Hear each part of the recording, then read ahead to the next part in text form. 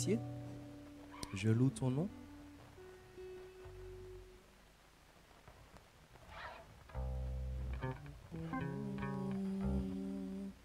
Je loue ton nom.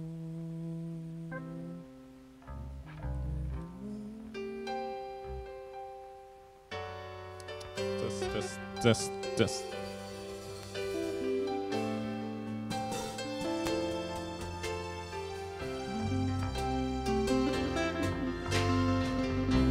Je loue ton nom. Je loue ton nom. Je te donne gloire par mes louanges. Tu es le chemin, la vérité, la vie. Je loue ton nom, je loue ton nom. Jésus, Jésus, Jésus, Jésus, Jésus, Jésus, je loue ton nom, je loue ton nom. C'est le moment d'adorer Dieu. Viens faire silence et révère ce lieu. Donnez ta voix aux enfants de Dieu. C'est le moment d'adorer Dieu. C'est le moment d'adorer Dieu.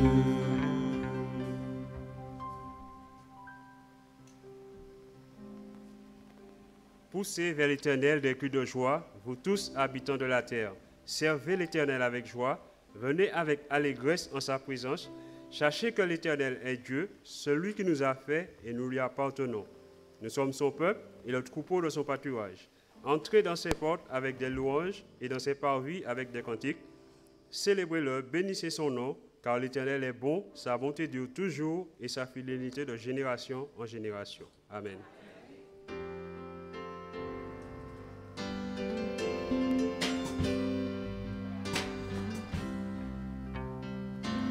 En ton nom, Seigneur, nous sommes là, tous réunis devant toi. En ton nom, Seigneur, nous sommes là, tous réunis devant toi. Honneur au Père, honneur au Fils, honneur à l'Esprit de Dieu Tout-Puissant. Honneur au Père, honneur au Fils, honneur à l'Esprit de Dieu Tout-Puissant.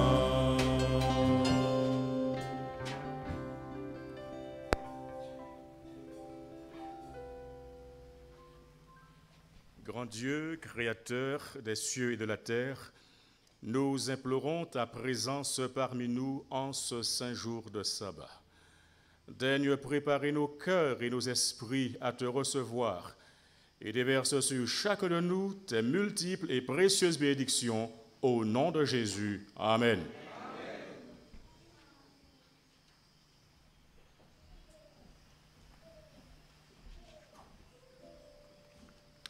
Bonjour, chers frères et sœurs. Bonjour, chers amis visiteurs. Je suis doublement contente en ce matin parce que beaucoup de mes amis sont là. Savez-vous que Jésus est un cadeau merveilleux? Nous savons ici, demain, c'est la fête des mamans. Ça a été tous les jours. Mais il y a beaucoup de mamans qui attendent ce grand jour pour recevoir des cadeaux. Nous aimons recevoir des cadeaux et des témoignages d'affection de la part des membres de notre famille. Mais aucun cadeau ne peut être comparé à celui de Dieu en la personne de son Fils bien-aimé.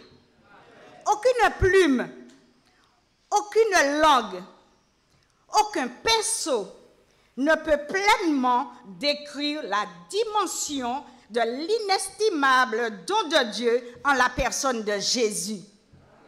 Jésus, le merveilleux cadeau de Dieu, est à la disposition de quiconque veut le recevoir. Acceptez en ce matin ces mots de bienvenue en ces termes. Je t'aime d'un amour éternel, c'est pourquoi je te conserve ma bonté. Bienvenue, bienvenue à tous. Maintenant, laissons-nous bercer par un chant spécial. Nous allons nous asseoir.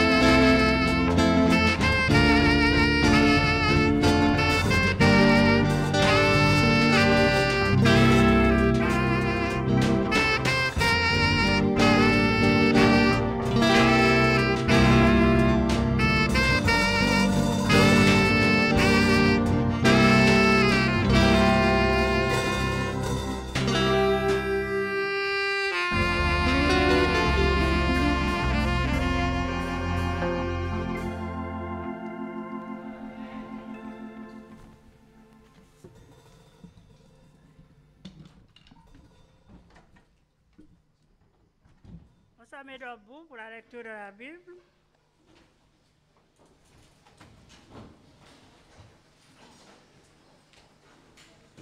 Romains 12, verset 2. Ne vous conformez pas au siècle présent, mais soyez transformés par le renouvellement de l'intelligence, afin que vous discerniez quelle est la volonté de Dieu, ce qui est bon, agréable et parfait. Amen.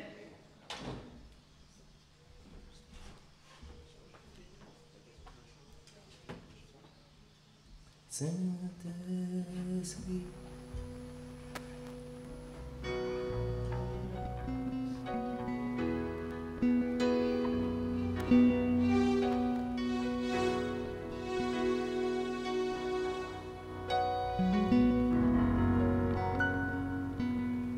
Saint-Esprit, descends sur nous. Saint-Esprit, descends sur nous. Viens nos cœurs te réclament, oui, transforme nos vies. Saint-Esprit, descend sur nous. J'invite ceux qui le peuvent à se prosterner, sinon les autres peuvent rester dans une position où ils se sentiront à l'aise pour s'adresser à notre Dieu. Dieu éternel, Dieu fort, Dieu grand, Dieu créateur, toi qui es amour, toi qui es vie, Seigneur, nous sommes heureux de pouvoir nous tourner vers toi en ce jour. Merci Seigneur parce que tes bontés se sont renouvelées encore ce matin. Merci pour le chant des oiseaux, nous disons Seigneur que tu nous aimes. Merci Seigneur pour ce lieu dans lequel tu nous permets de nous retrouver, pour une fois de plus entendre ta parole. Merci pour la présence de chacun Seigneur. Merci de bénir chaque famille ici représentée. Merci Seigneur parce que encore aujourd'hui, tu as quelque chose à dire à quelqu'un. Merci parce que tu t'adresseras à nous encore ce matin. Seigneur, tu vois chacun de tes enfants venus dans ta maison, venus en ce lieu, pour pouvoir ensemble entendre ta parole. Tu connais les besoins de chacun. Et Seigneur, à toi qui peux tout, nous demandons, Seigneur, de répondre à nos besoins. Nous te demandons, Seigneur, de tenir compte, car nous savons déjà que tu le fais, mais nous te le demandons quand même, car dans ta parole, tu as dit, demandez et vous recevrez. Seigneur, nous te demandons de garder cette personne qui, aujourd'hui, a quelque chose, une espérance particulière, un souhait, Seigneur, profond. Nous te demandons, bon Père, de répondre à cela aujourd'hui. Tu vois celui ou celle qui est venu en ce lieu avec une prière, Seigneur, par rapport à un membre de la famille, par rapport à un proche, par rapport à une situation. Toi qui es un Père aimant, Seigneur, nous savons que tu tiens compte de la prière de chacun de tes enfants. Et nous te demandons, bon Père, en ce matin, de toucher là où la personne a besoin d'être touchée, Seigneur, de répondre à ce besoin particulier. Dieu éternel, nous te prions pour le prédicateur, celui que tu as choisi pour adresser ce message, de l'utiliser, Seigneur, afin qu'il soit loin de ton esprit et qu'il annonce la bonne nouvelle de l'Évangile. Seigneur, sois avec chacun d'entre nous, afin que nous puissions comprendre totalement ce message, que nous puissions le recevoir et que ton esprit, Seigneur, continue ton œuvre dans nos cœurs. Bon Père, que ta paix, ta grâce, ta bénédiction soient sur l'œuvre de l'Évangile qui se réalise dans le monde. Et que, Seigneur, qu'avant longtemps, que nous puissions nous réjouir dans les lieux que toi tu as préparés. Seigneur, aide-nous à tenir bon jusqu'à la fin, afin qu'à ton retour, que tu nous dises, bon et fidèle serviteur, entre dans la joie de ton Maître. Bénis Seigneur, fortifie, nous t'en prions, dans le nom de Jésus-Christ. Amen.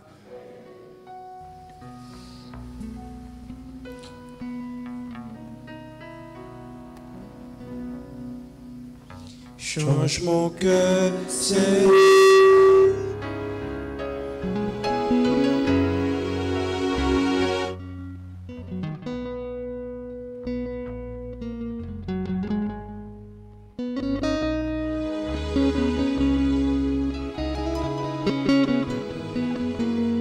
que je sois comme toi.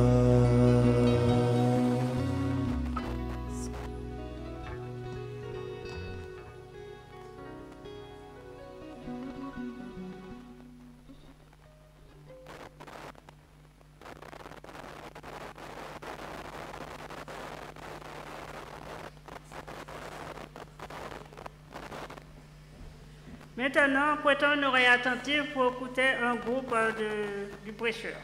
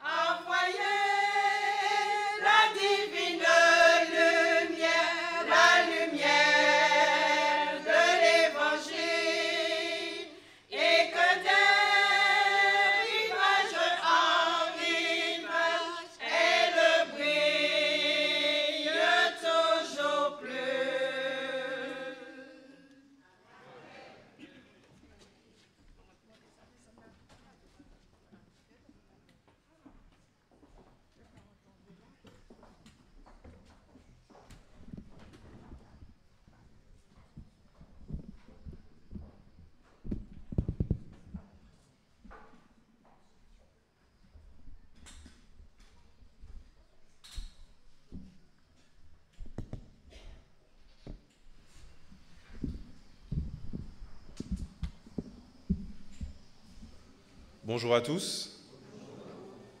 Nous avons pour habitude de dire bon sabbat quand nous nous retrouvons ensemble le samedi matin. Bon sabbat. Nous sommes heureux de pouvoir partager un tel moment avec la communauté du prêcheur sur un thème particulier. Et nous avons, au sein de l'église du prêcheur, nous avons sollicité un homme pour qu'il puisse venir s'adresser à chacun de nous en ce matin. Et cet homme, ce messager de l'Éternel, c'est le pasteur Daniel Lassonnier. Pasteur Lassonnier est le président de l'Union des Antilles-Guyane au niveau de l'église adventiste. Donc, juste après moi, c'est lui que vous entendrez. Mais il est bon de savoir que le pasteur Lassonnier n'est pas venu seul. Gloire à Dieu, non? Il est accompagné de son épouse. Et nous tenons à la saluer et à lui dire merci d'être avec nous en ce matin. Pasteur Lassonnier, la parole est à toi et que l'Éternel t'utilise pour nous apporter le message nécessaire. Que l'Éternel t'accompagne. Je remercie pasteur Nicolas Morteau pour ses paroles de bienvenue et d'introduction. C'est avec beaucoup de joie, beaucoup de bonheur que je me retrouve au prêcheur. Voyez-vous, le prêcheur, c'est une partie de mon expérience, de mon histoire, et quand je viens au prêcheur, je me sens bien parce qu'au prêcheur, il y a des frères et des sœurs, des hommes et des femmes qui aiment le Seigneur Jésus. Je voudrais, en cette heure, vous inviter à vous tourner vers votre voisin, vers votre voisine. Regardez-le dans les yeux et dites-lui « Jésus t'aime et moi aussi je t'aime ».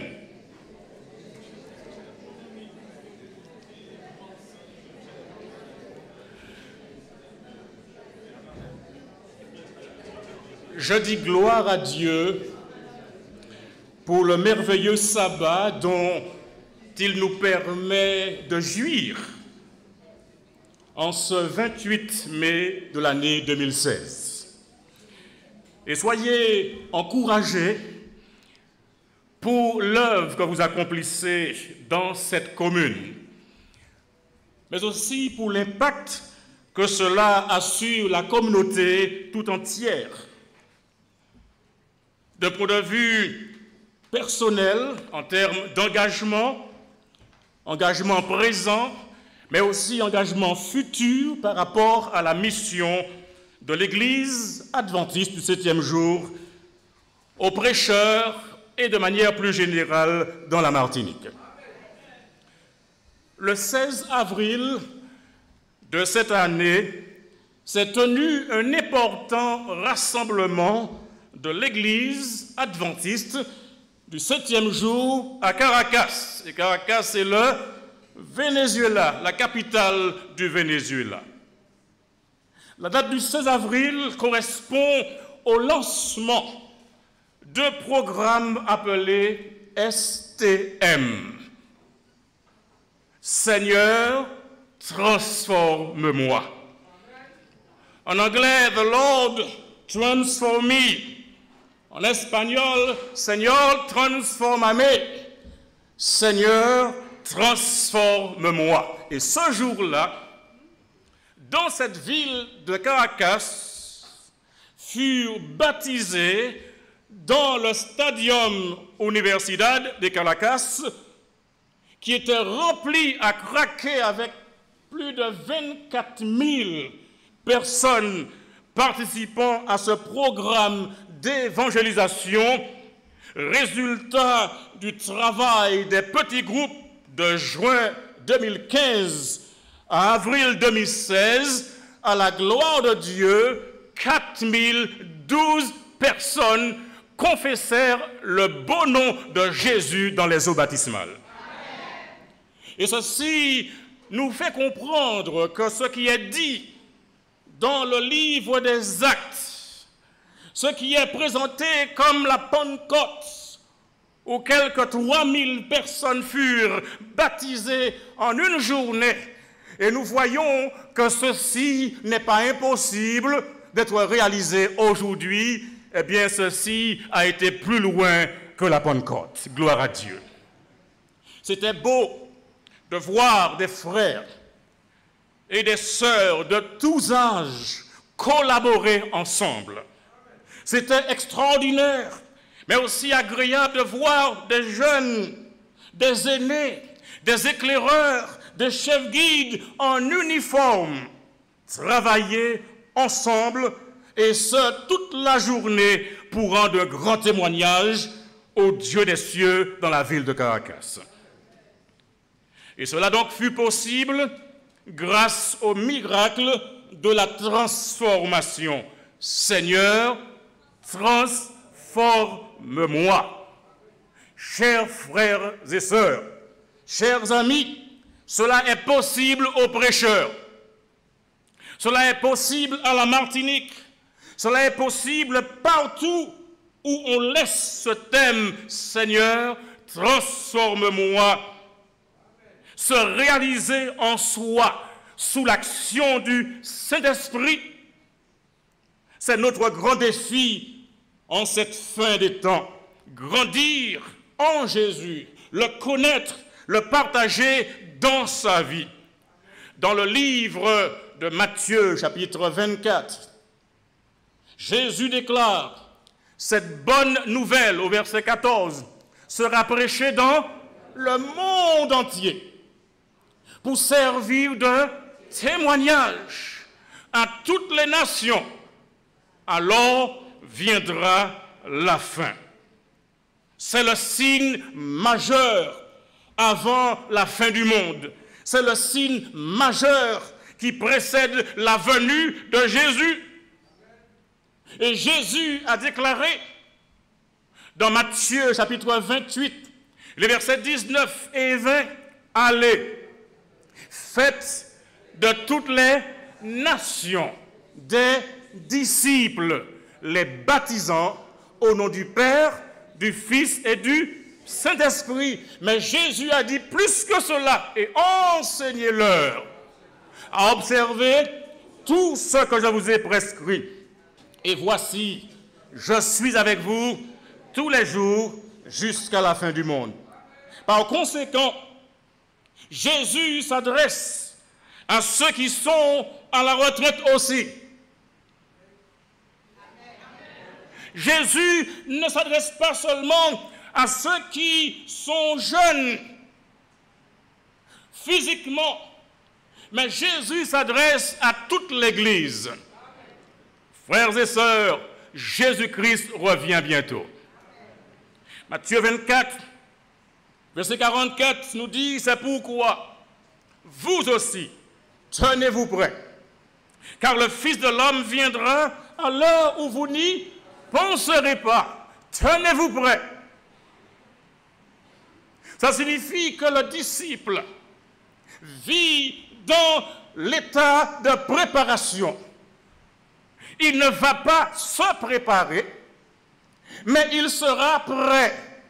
Et cela signifie maintenant il est prêt. Ça signifie plus tard il sera prêt. Et ça signifie au lever le matin, à midi et le soir quand il va se coucher, il est prêt. Soyez prêts, car le Fils de l'homme viendra à l'heure où vous n'y penserez pas. Le verset 45 de Matthieu 24 dit: quel est donc le serviteur fidèle et prudent que son maître a établi sur ses gens pour leur donner la nourriture au temps convenable? Le texte est clair. Quel est donc le serviteur fidèle? Il y a donc une invitation à ce que nous soyons des serviteurs fidèles. Que vous soyez des servantes fidèles, car le Fils de l'homme viendra. Et quand son maître vient, et quand son maître arrive il doit être prêt. Et maintenant, le verset 45 dit, son maître l'a établi sur ces gens pour leur donner la nourriture au temps convenable. Ça signifie en quelque part, il y a un appel, il y a une responsabilité qui est confiée aux dirigeants religieux et spirituels de dispenser la nourriture qui convient au temps convenable. Mais cette nourriture doit être dispensée de manière équilibrée. Cette nourriture doit prendre en compte l'intégralité de la parole de Dieu. Parce que Jésus a dit, enseignez-leur tout ce que je vous ai prescrit. Cette nourriture nous est rapportée au verset 46 de Matthieu 24. Heureux ce serviteur que son maître, à son arrivée, trouvera faisant ainsi. Heureux est ce serviteur. Lorsque le maître viendra, ne sera pas en quelque part couché à ne rien faire, ne sera pas en quelque part en train de se chamailler, ne sera pas en quelque part en train de mettre quelqu'un pour qu'il dessèche au soleil, refusant de le pardonner. Il ne sera pas dans une démarche de compromission, mais il sera prêt, dispensant la nourriture par le précepte, mais aussi par l'exemple. Ainsi donc, il n'y aura pas de dichotomie entre ce que ce serviteur dira et ce que ce serviteur fera, mais il n'y aura pas parfaite harmonisation. Heureux ce serviteur que son maître, à son arrivée, trouvera faisant ainsi. Non, frères et sœurs, le discipulat ne connaît pas la retraite. Ça, c'est la bonne nouvelle de cette matinée. Le discipulat ne connaît pas la retraite. Regardez-vous, regardez l'autre et dites-lui, le discipulat ne connaît pas la retraite. Tournez vers votre voisin, dites-lui, le discipulat ne connaît pas la retraite. Le discipulat ne bat pas non plus en retraite. Parce que Dieu s'intéresse encore à nous, même quand nous sommes à la retraite. Dieu, il aime ceux qui sont à la retraite. Et je dois vous dire une chose, ceux qui sont à la retraite ne sont pas des gens oisifs, mais des gens dynamiques, des gens actifs, des gens qui aiment le Seigneur et qui sont loyaux et qui sont fidèles. Le mot retraite désigne l'action de se retirer. Et par rapport à cette définition, nous pourrions dire ce matin que nous sommes en retraite. Même ceux du prêcheur sont en retraite. Parce que le temps où ils se réunissent régulièrement, ce n'est pas ici, pasteur Morteau. C'est juste à côté. Nous sommes tous en retraite. L'action de se retirer. Mais il peut y avoir plusieurs utilisations selon le contexte. Ainsi, au sens économique et social, la retraite est l'époque dans la vie d'un humain où il se retire de la vie active. Au sens militaire, une retraite est une opération par laquelle des forces se retirent devant un ennemi plus fort ou supposé tel, ou dans un contexte politique et social défavorable. Quelqu'un a cité Napoléon et a déclaré « C'est dans la retraite qu'on perd les hommes ». Une retraite, quand elle est réussie, c'est quand il y a conservation de la force militaire. Et ceci représente un succès rare, au point qu'on l'assimile souvent à une victoire. Dans la vie, il faut être intelligent. Il faut savoir dans la vie à quel moment lâcher prise. Il faut savoir dans la vie à quel moment ne pas continuer. Pour la simple raison, Dieu nous a donné un cerveau, une intelligence pour que nous discernions les choses et que nous options vers les meilleures solutions.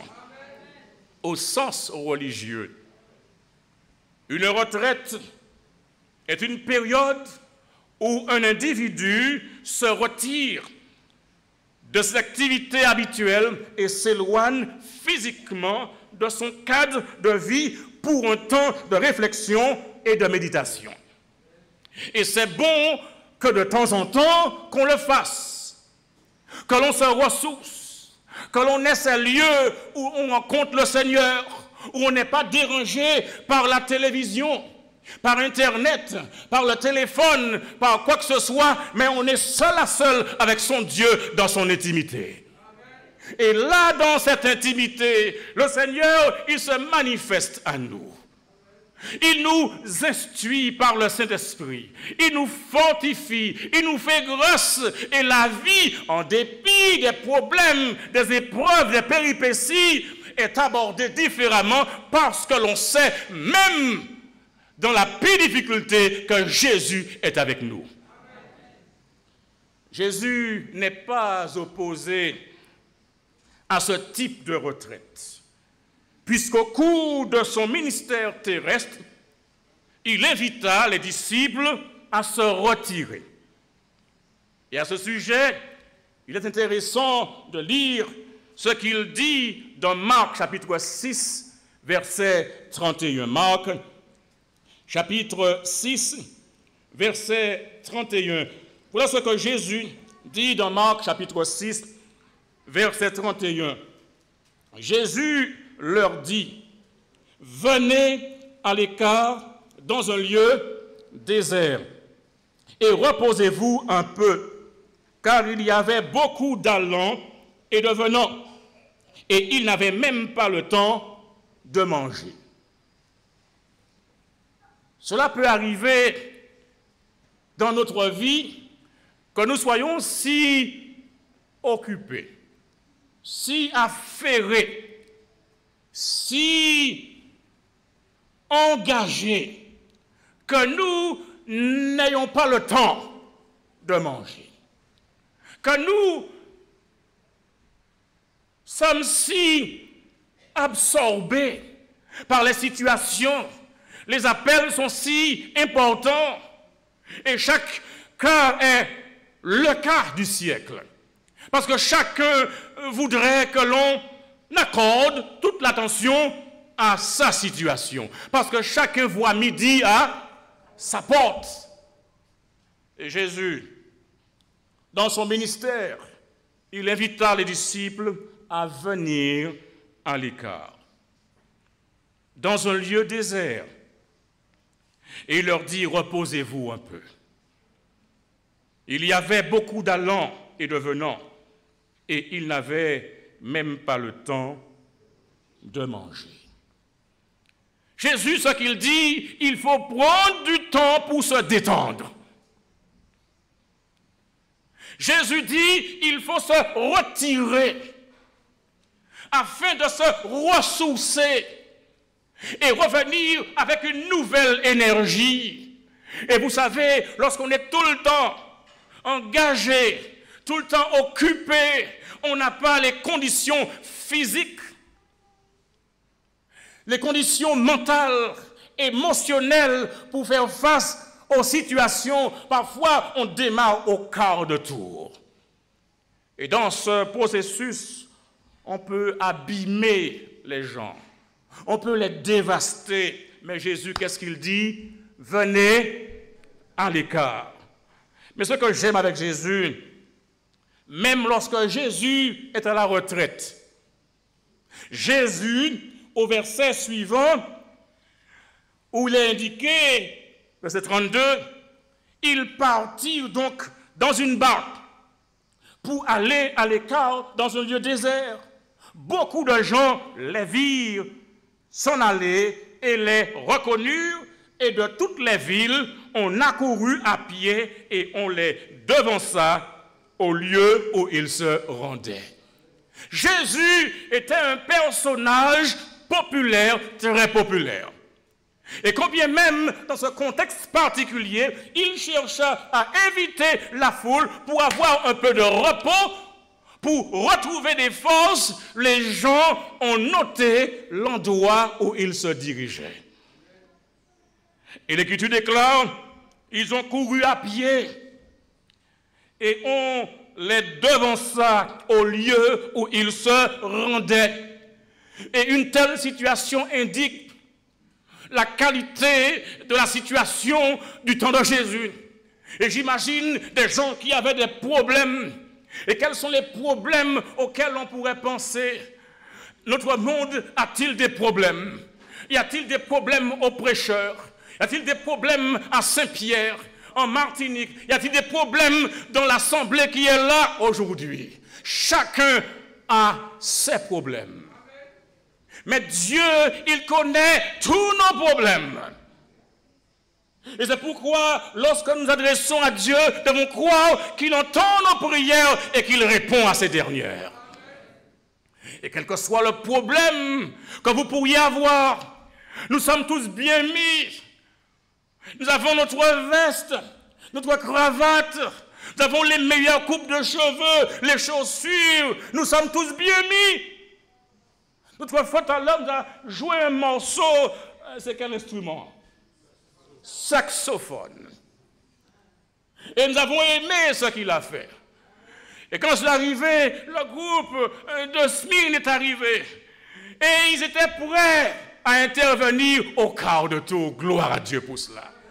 Ça veut dire que ces frères et sœurs, ils aiment le Seigneur. Mais chacun de nous, lorsque nous sommes seuls parfois avec nos problèmes. Hello. Nous n'osons pas en parler aux autres, mais les problèmes sont là, et parfois ce sont des bouettes de problèmes. Ce sont des caddies de problèmes. Certains ont des bateaux de problèmes. Mais les problèmes sont là. Mais Jésus dit, venez à moi, vous tous qui êtes fatigués, et je vous donnerai du repos. Cette bonne nouvelle indique que Jésus, il est vivant. Ce Jésus n'est pas incarcéré dans un tombeau, mais je vous présente un Jésus qui est ressuscité. Un Jésus qui vit au siècle des siècles. Un Jésus qui est capable de régler les problèmes, de nous donner la force, le courage d'avancer en dépit des situations compliquées de la vie.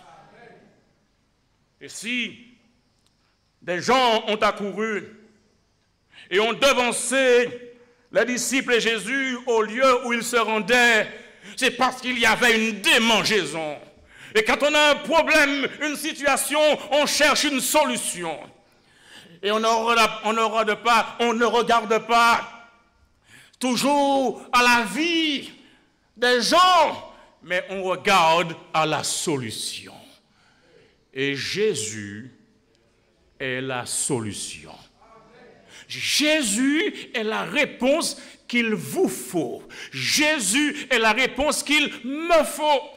Et je vous dis, mes amis, mes frères et sœurs, ne vous découragez pas. Pleurez s'il le faut, mais ne vous découragez pas. La vie n'est pas toujours facile. C'est à peine si on a la force de poser le pied le matin. Se mettre debout peut être un cauchemar. Se déplacer peut être quelque chose d'horrible. Mais dans ces situations-là, Jésus est avec vous. Considérez l'attitude de Jésus quand il est en retraite et que des gens viennent le voir. Au verset 34 de Marc 6, quand il sortit de la barque, Jésus vit une grande foule et fut ému de compassion pour eux, parce qu'ils étaient comme des brebis qui n'ont point de berger. Et il se mit à leur enseigner beaucoup de choses. Ce que Jésus est en train de faire, il brise sa retraite, il interrompt sa retraite. Est-ce que c'est clair pour vous? Jésus s'est retiré pour se reposer, pour se soustraire pendant quelques instants à la foule. Mais la foule a tant de besoins. La foule ne voit en Jésus que la solution. Et la foule fait tout le déplacement et trouve Jésus. Mais quand Jésus est trouvé, il ne dit pas, ni ne met une pancarte, sieste, congé, retraite, je mange. Mais Jésus nous dit, le verset 34 de Marc 6, Jésus fut ému de compassion pour eux. Parce qu'ils étaient comme des brebis qui n'ont point de berger. Et Jésus interrompit sa retraite. Alléluia. Jésus, il interrompit son repos. Et il s'est mis à leur enseigner beaucoup de choses. Ça, c'est le Jésus qui n'est pas dérangé quand les gens viennent à lui. Parce que Jésus est concerné par le besoin d'approfondir la croissance et la consolidation des membres de son Église. Et ce besoin est un besoin pressant aujourd'hui. Et pour répondre à ce besoin, il faut que chacun de nous fasse une expérience. Et l'apôtre nous le dit dans Romains chapitre 12, verset 2. Ne vous conformez pas au siècle présent, mais soyez transformés par le renouvellement de l'intelligence, afin que vous discerniez quelle est la volonté de Dieu, ce qui est bon, agréable et parfait. Ce qu'il faut que nous fassions, et de façon urgente, c'est de faire l'expérience d'une métamorphose, d'une transformation. C'est pourquoi l'apôtre Paul lance un appel aux croyants à faire l'expérience d'une transformation à l'image de Jésus-Christ.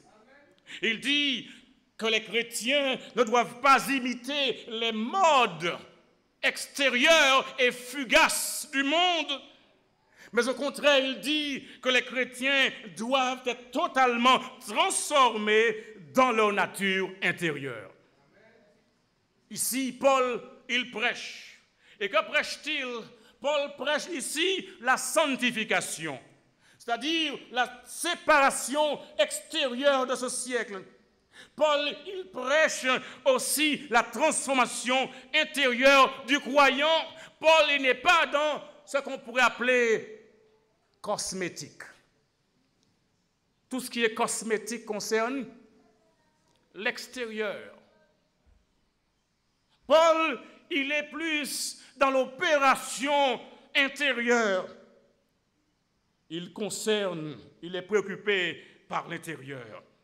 Et quand l'intérieur est purifié, quand l'intérieur est transformé, quand l'intérieur est métamorphosé, eh bien les résultats seront visibles à l'extérieur. La prière quotidienne de chacun de nous devrait être « Seigneur, transforme-moi ».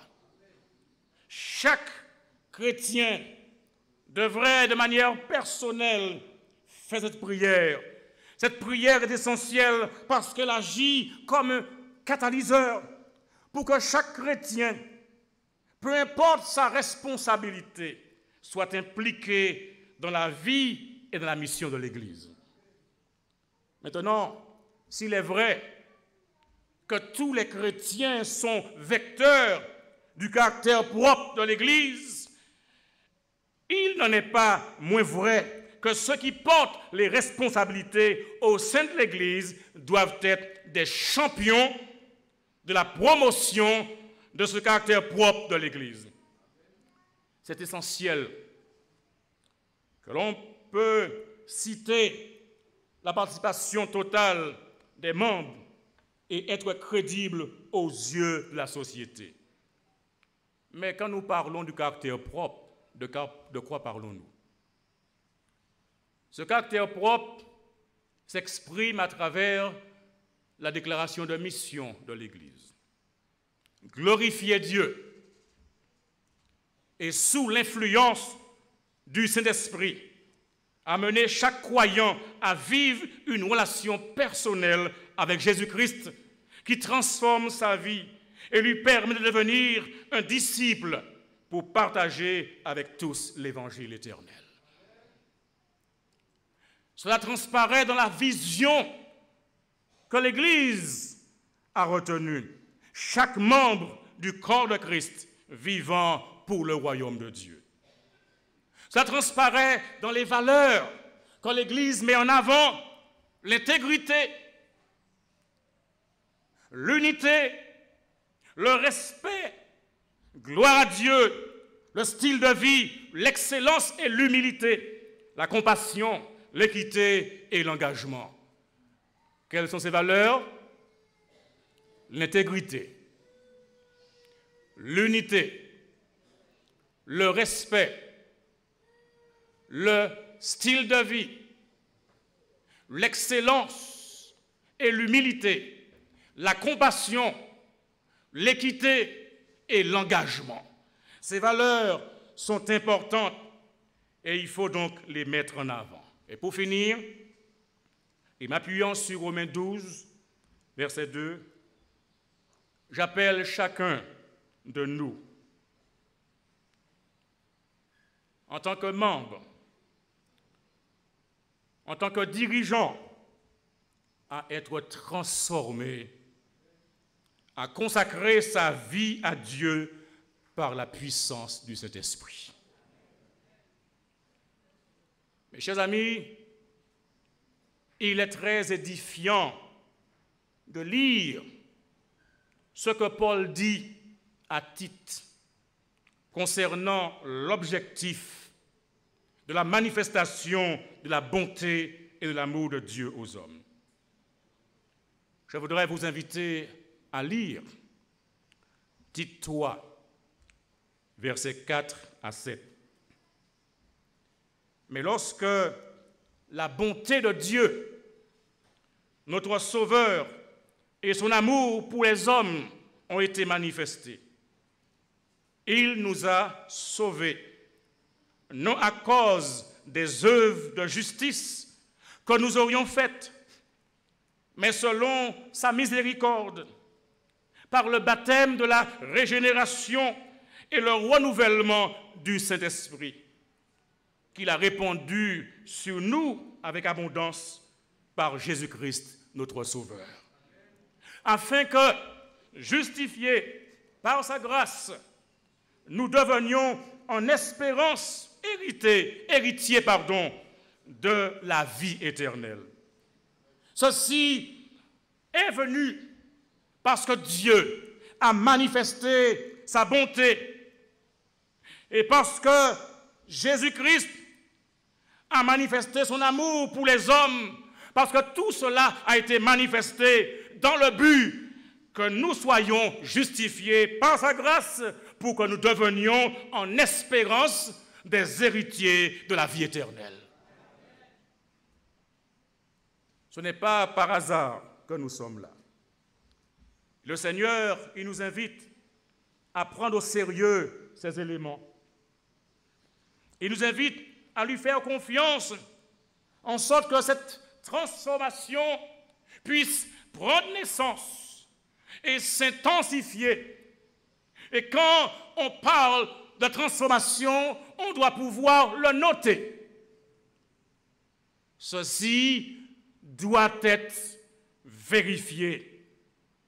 Cette transformation doit se vérifier dans la vie personnelle de chaque membre, dans la façon de diriger des responsables, dans la façon des disciples d'aborder les choses et les gens. Ceci doit se vérifier au niveau de l'apport de la contribution que l'on fait pour expérimenter une transformation au niveau des résultats.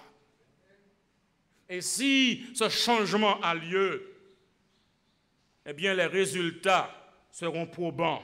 En un mot, cette transformation doit se vérifier dans tous les domaines de la vie et du service de l'Église. C'est pourquoi je voudrais encourager chacun à identifier ses talents, à identifier ses dons, à utiliser ses compétences, sa formation professionnelle, à utiliser son influence et à approfondir cette transformation dans l'étude de la parole de Dieu et la prière. Le temps est venu pour nous de passer du temps à étudier la parole de Dieu. Le temps est venu pour nous de passer plus de temps dans la prière. Étude, prière, témoignage. Et quel que soit notre âge, quelle que soit notre responsabilité, cette transformation est sine qua non pour que l'Église décolle.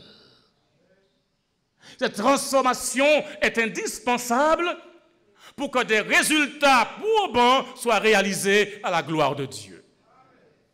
Cette transformation doit commencer par moi.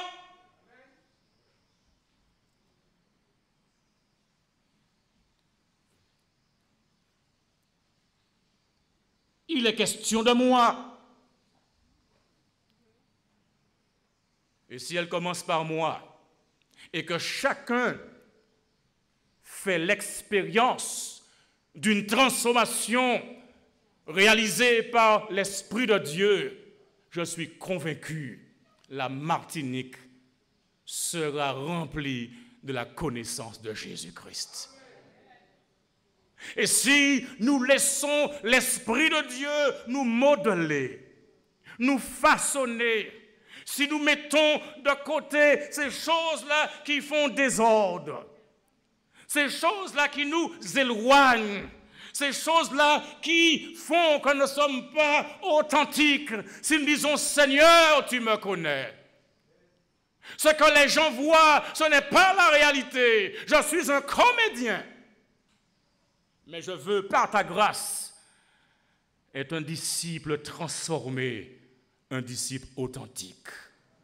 Change mon cœur. Change-moi, Seigneur.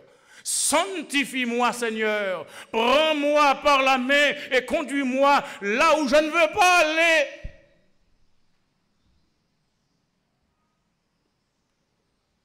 Augmente ma foi.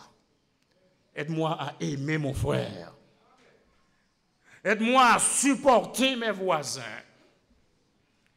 Aide-moi à aimer ceux qui me font du tort, à prier pour eux. Seigneur, transforme-moi, change-moi et utilise-moi pour que je sois un instrument de propagation de ta paix, de ton amour, de ta grâce. En sorte que lorsque la terre tremble, que je n'ai plus peur, parce que je sais que je suis en harmonie avec toi. En sorte que je puisse donner raison de ma foi et que personne ne pointe du doigt sur moi pour dire « Oui, il a dit cela actuellement, mais allez garder la vie. » Mais que je sois un chrétien, une chrétienne sincère, authentique, glorifiant Dieu par ma parole et par mon témoignage.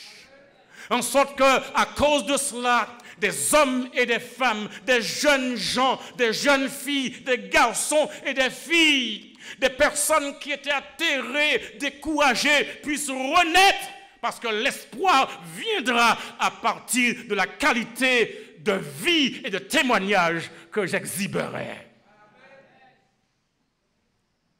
Que je sois un ambassadeur de Jésus-Christ.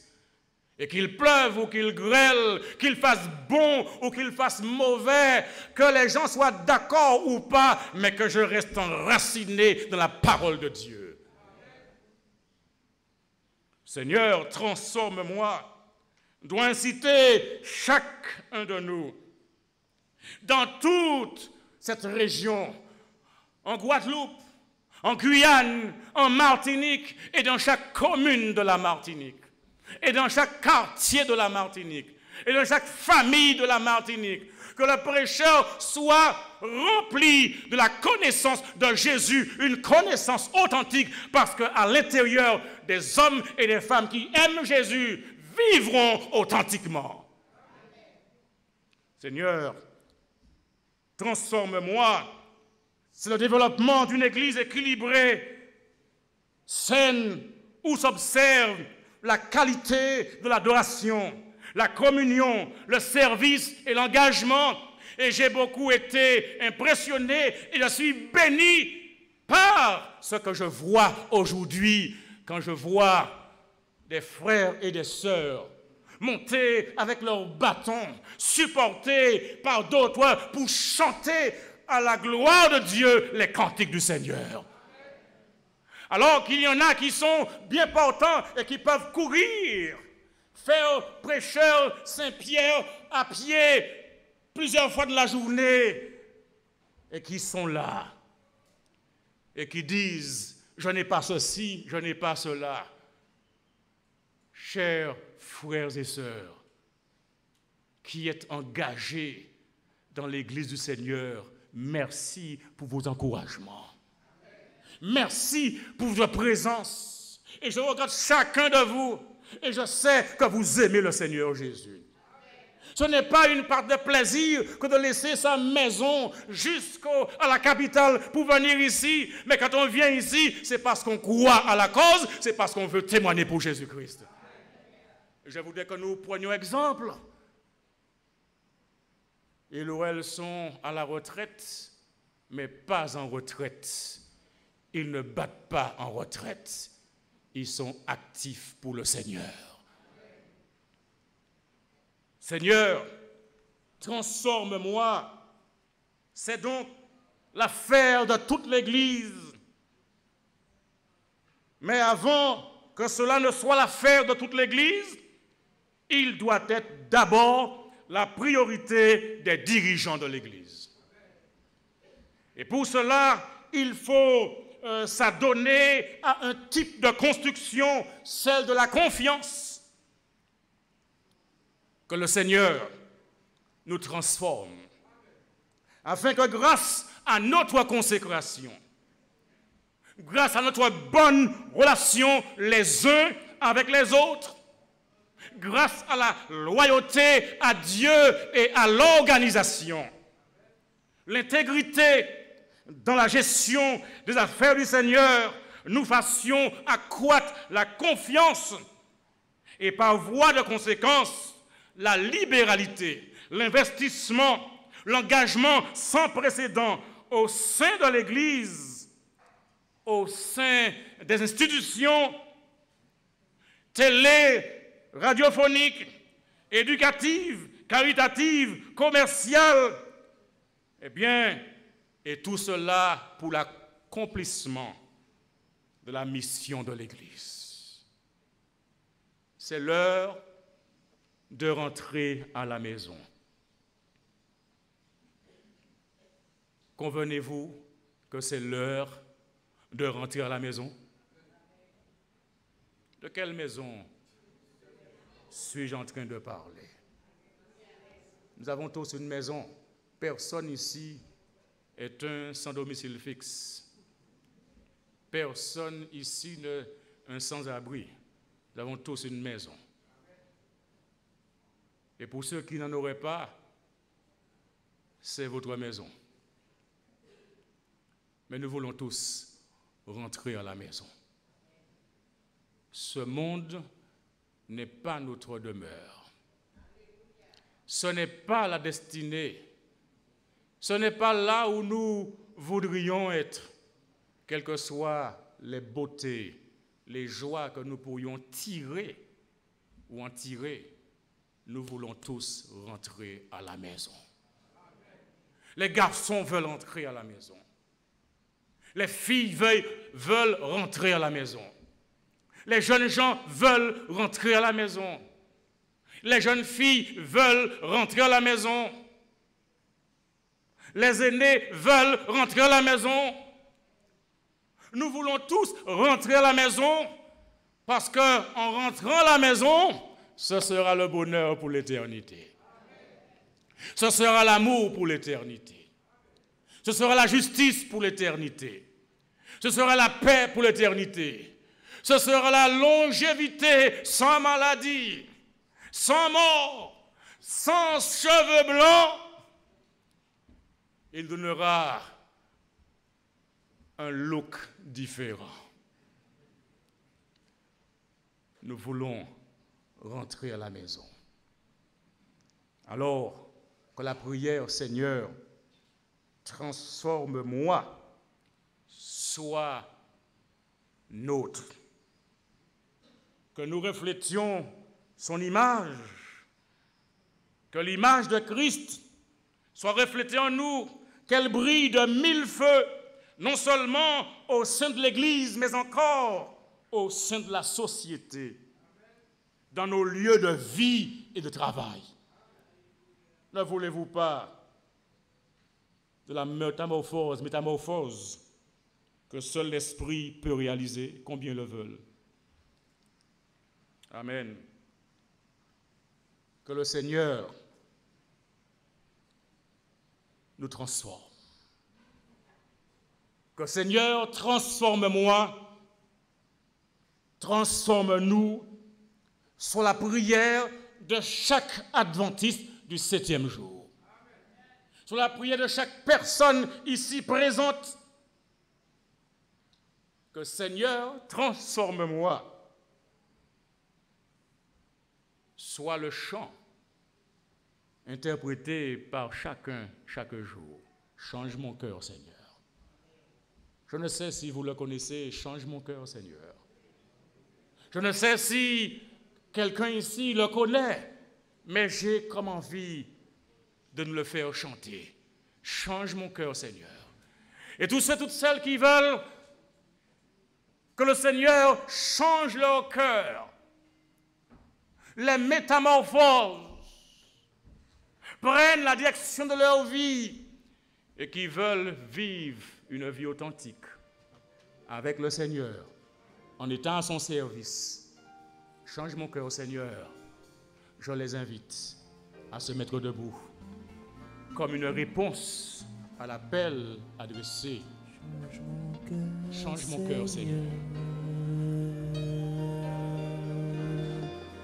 Et purifie-moi.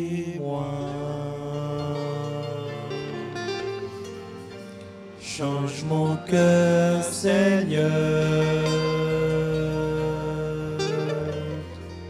que je sois comme toi. Change Mon cœur, Seigneur,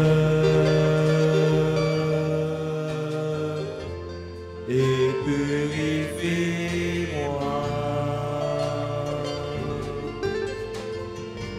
Change mon cœur, Seigneur, que je sois comme toi. Change mon cœur, Seigneur. Change notre cœur, Seigneur. Restons dans l'attitude de la prière alors que nous présentons au Seigneur cette décision. Pasteur Morteau. Prions ensemble. Notre Dieu, notre Roi, toi Seigneur qui règnes en maître sur l'univers, toi qui as formé chaque petite molécule, Seigneur, afin que ce monde prenne naissance, afin que nous soyons là, Seigneur, toi qui es à l'origine, Seigneur, de notre existence, toi qui es si grand, mais qui tout de même a sans cesse ce désir d'habiter dans le cœur de l'homme. Seigneur, nous sommes heureux de savoir que toi, tu veux venir dans notre vie et tu veux nous transformer. Seigneur, nous sommes heureux du fait que tu ne nous laisses pas sans manuel pour savoir comment te recevoir. Tu as laissé ta parole pour nous, pour que nous puissions la lire, l'étudier et méditer, Seigneur, afin d'être chaque jour transformés par ta vérité, Seigneur. Seigneur, merci parce que tu veux nous engager. Tu veux que nous soyons de ceux et de celles qui apportent ton message, comme les disciples au premier jour. Seigneur, merci infiniment de vouloir nous enrôler dans l'œuvre de l'Évangile.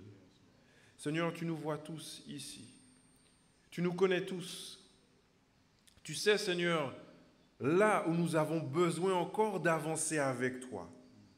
Nous te demandons, bon Père, de permettre que dans notre vie, que nous puissions nous poser, nous arrêter un moment et te demander, Seigneur, vraiment de nous changer, de nous transformer, non pas en ce que nous voulons, mais dans ce que toi, le Dieu Tout-Puissant, le Dieu qui connaît toutes choses et qui veut ce qu'il y a de mieux pour ses enfants, que tu nous transformes dans ce que toi, tu veux que nous soyons, que tu nous rétablisses à ton image, Seigneur. Fortifie, Seigneur, bénis, et que Seigneur, que chacun ici ne quitte pas ce lieu sans vouloir être transformé par toi. Merci pour ce message que tu nous as adressé, qu'il résonne et qu'il résonne encore, Seigneur, durant toute cette semaine dans nos cœurs, dans nos esprits, et même au-delà, afin que chaque jour, nous fassions le nécessaire, Seigneur, pour avoir une rencontre avec toi, afin d'être transformés un peu plus à ton image. Bénis, fortifie et transforme-nous, nous t'en prions, dans le nom de Jésus-Christ. Amen.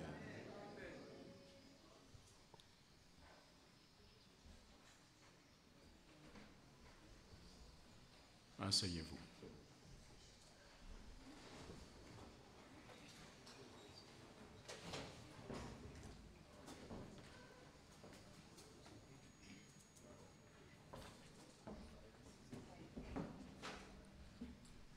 Alors le chant que nous allons interpréter, c'est « Mon Dieu est puissant ». Je vous invite à vous avez des expériences, donc dans cette chanson, rappelez-vous toutes les victoires que vous avez eues avec le Seigneur.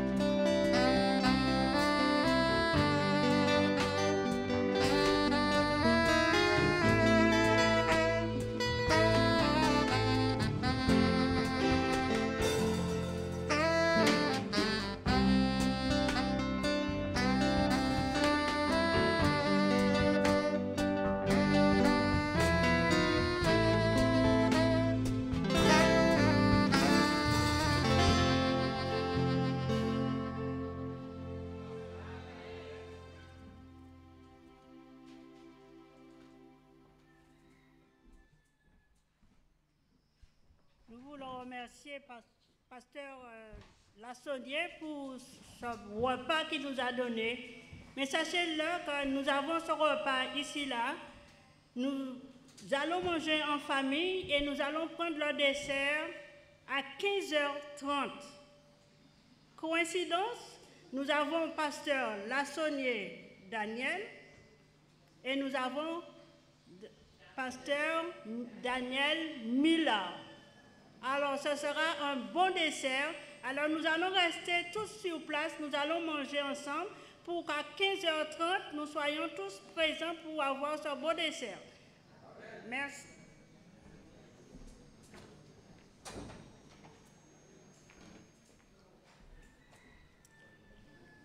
Nous allons nous lever, nous allons incliner la tête pour la bénédiction.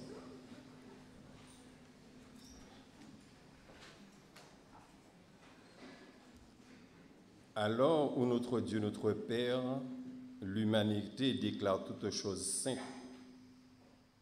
tu nous as donné un jour saint, le 7e jour, et tu nous demandes de te rester fidèle, de rester obéissant à ta parole. Nous voulons te remercier de ce que tu nous donnes la force de pouvoir glorifier ton nom en ce saint jour que tu as béni et que tu dis dans ta parole qu'il y a une bénédiction spéciale pour ceux qui restent attachés à ce jour. Nous voulons te remercier. Nous voulons te remercier pour la nourriture que tu nous as donnée en ce midi à travers la parole du pasteur Lassonnier. Nous voulons te remercier de ce que tu nous as donné un temps agréable, la pluie qui est venue pour rafraîchir le temps. Combien tu nous aimes, mon Dieu, parce que tu penses à nous. Alors nous voulons te dire, Père, de nous permettre de continuer à marcher dans tes voies, à élever ton nom au plus haut des cieux, et que toi, nous avons la certitude que tu continueras à nous bénir, nous permettre de t'adorer en ce jour saint et béni. Merci, mon Dieu, pour ton amour. Merci pour ta paix et ta grâce. Merci pour ce que tu as déjà fait pour nous. Merci de ce que tu es encore, de ce que tu fais encore pour nous et ce que tu vas faire pour nous. Nous t'avons prié au nom de Jésus et pour ta gloire éternelle. Amen.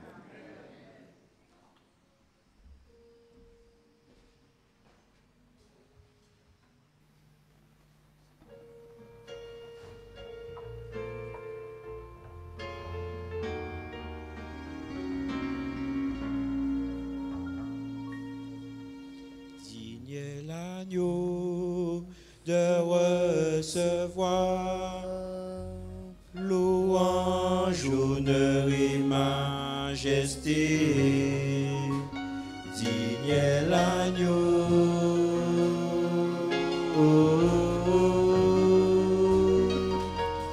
car il nous a